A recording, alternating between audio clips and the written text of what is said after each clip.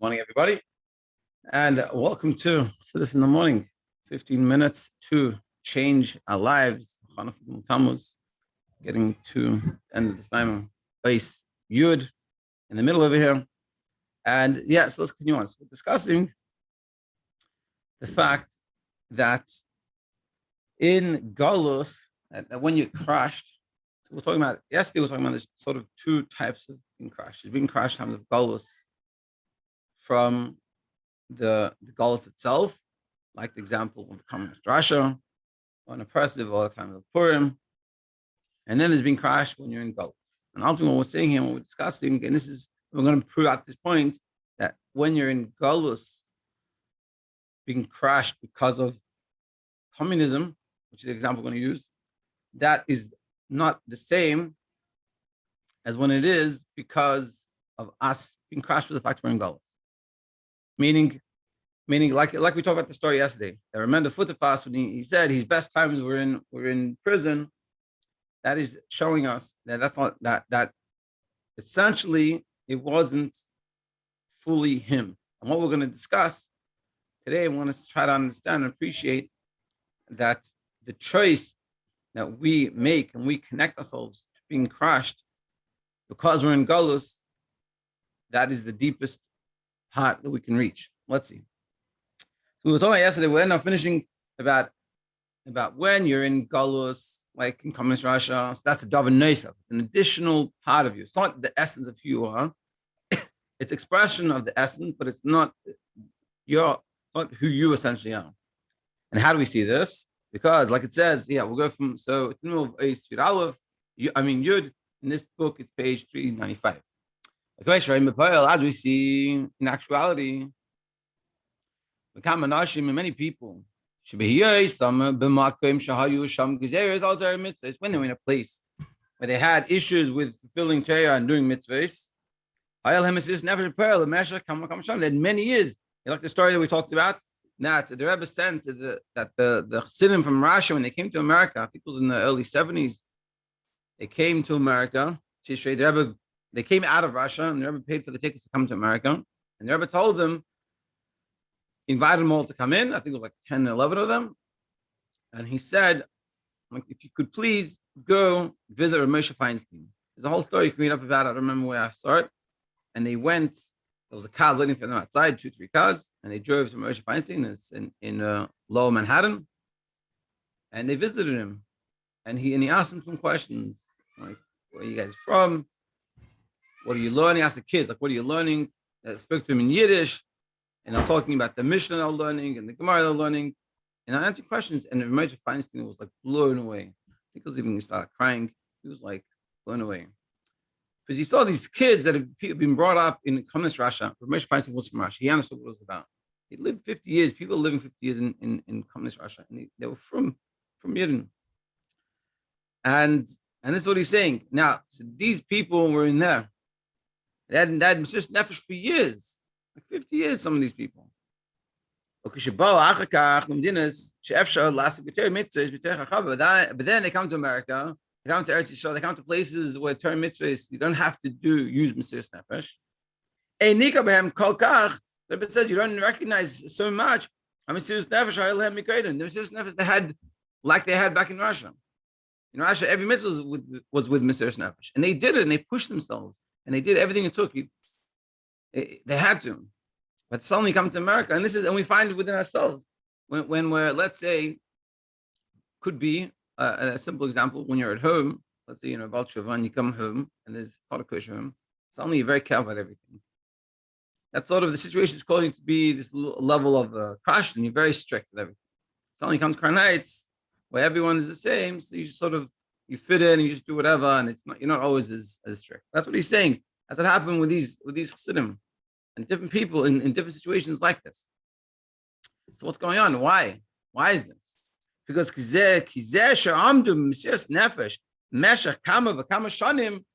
the fact that they had Mesiras Nefesh for so many years,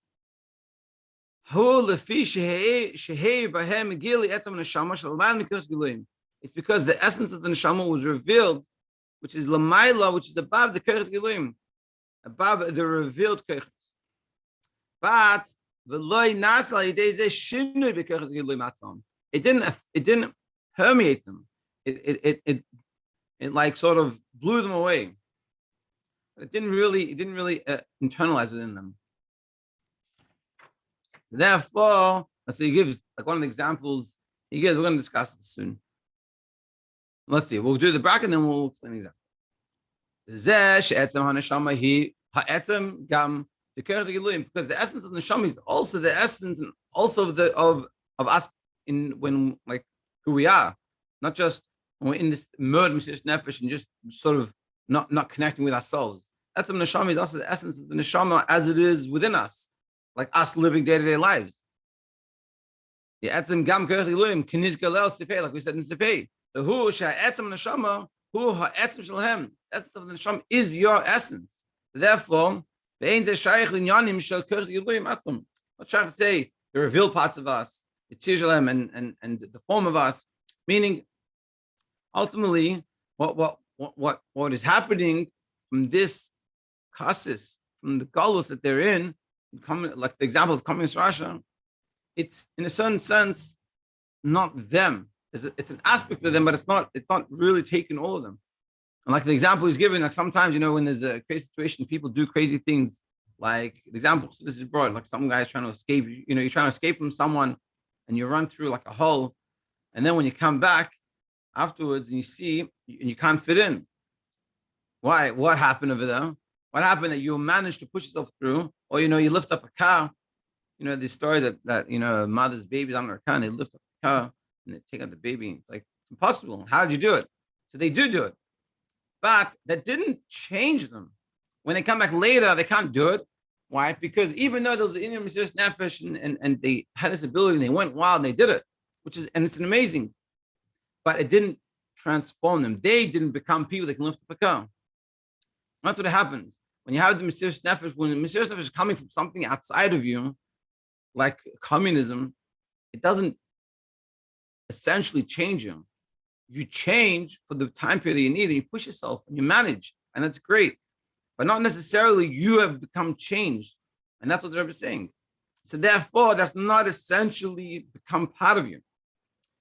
Whereas,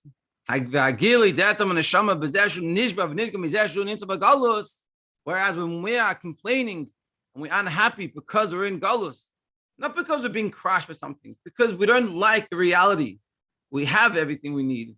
We have begashis. We live lives, begashmis, physically. We have so much, infinitely more than they had in the history of the world we're living in a time. But the fact we're still unhappy that we're in galus, when that happens, when we do this, like the Alter Rebbe said, I only want you. When we feel that and when we connect with that and we like internalize that message by ourselves, that's coming from the essence of who we are. That's changing us.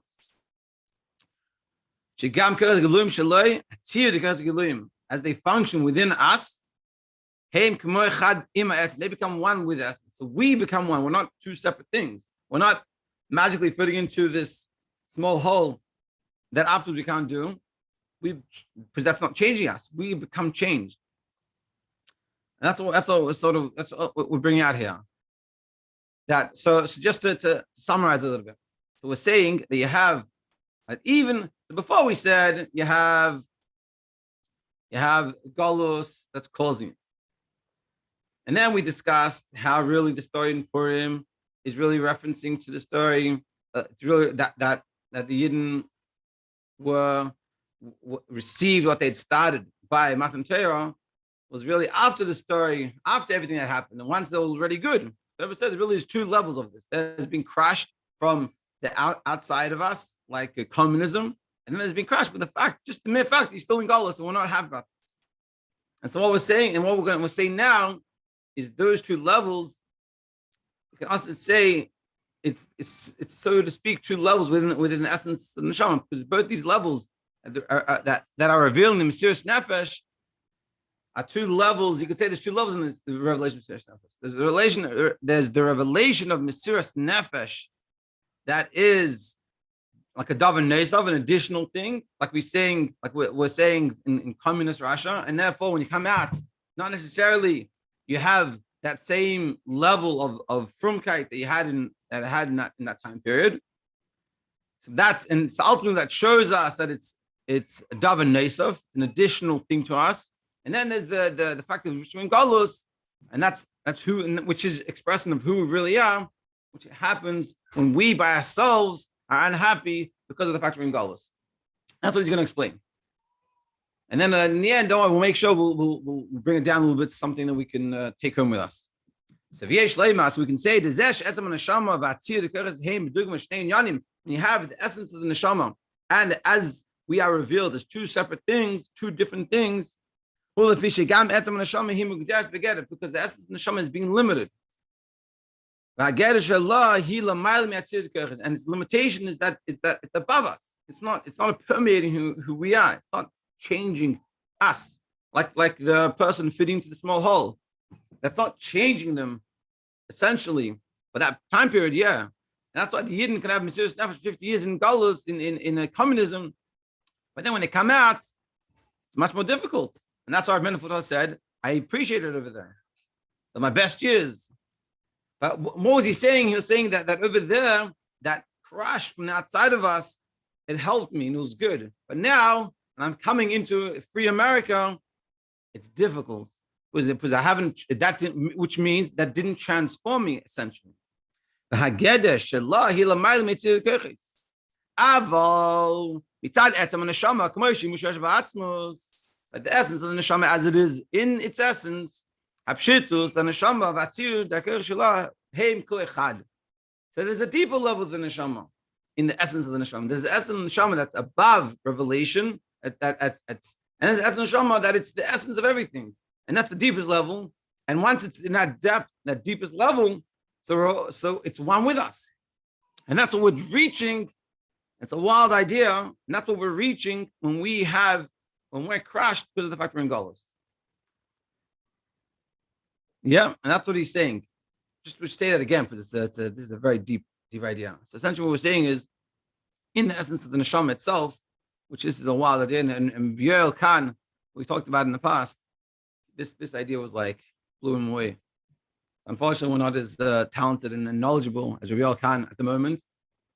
So we're not blown away as much, but the idea really is wild. Because what we're saying is in the essence of the neshama, so to speak, when there's only just us and God, we're one, there's levels in that, which is really hard to say, but we're trying to understand this idea.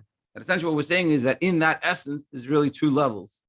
There's a level that essence is above us, that doesn't permeate us, and that's not the truest level of the essence. And then there's a level of essence, the truest level, where we're totally one with that essence. And that can only come about, and this is the wildness of it, that it can only come about from you. Nothing can do it to you. So to speak, we can be in seminary for many years and be very chassidish, and do all the right things, but that's a davar nesaf. That's not you. Then you come out and you live life.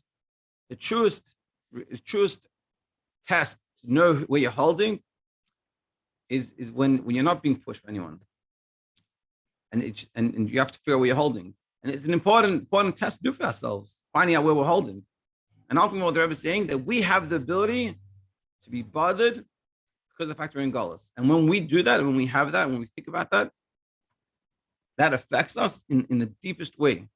More than anything outside us, more than the pressures of galus, of communism, and the outside circumstances, more than decrees of annihilation, which are all things that help us express ourselves and express that essential connection, but it's not the truest expression of our essential connection. And the only truest one is when we sit down with ourselves and express that desire we want for Mashiach, because of the fact that unhappiness that we have because we're in galus.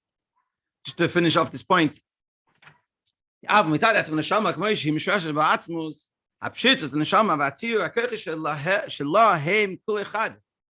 the essence of the essence, they're all one.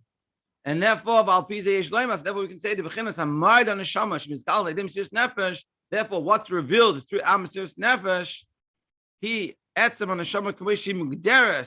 this is Mesiras Nefesh of communist Russia. This is the neshama.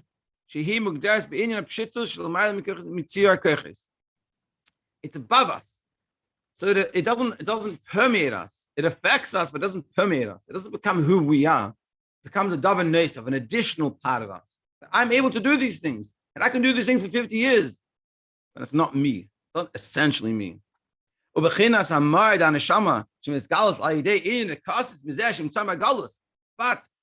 what is revealed from the fact that we're bothered by the factor in galus, this is the revelation of the essence of neshama as it is in atzmus. It's taking that revelation of the essence of everything and it's permeating us. And this is ultimately, I don't want to go on too long, we have to hold for bringing, but this is ultimately the vart of Chassidus. Chassidus is, I was reminding myself a few days ago that I remember when I was in yeshiva, a friend of mine, he was engaged, and he was bringing Bachram, and he kept on saying this vart. He goes, Chassidus mont pneumius. Chassidus demands pneumius. Pneumius means it has to be yours. And this is ultimately what the Rebbe is saying. It has to be yours. The only way you can really change yourself is to make it yours. Because otherwise, it will always be something additional. You can have Mesiras Nefesh. You can give up your life. You can do everything you do. Then the Mesiras Nefesh, we're not, also have to make sure we're not putting down Chas v'Shalom, the Mesiras Nefesh that the Chassidim had in Russia.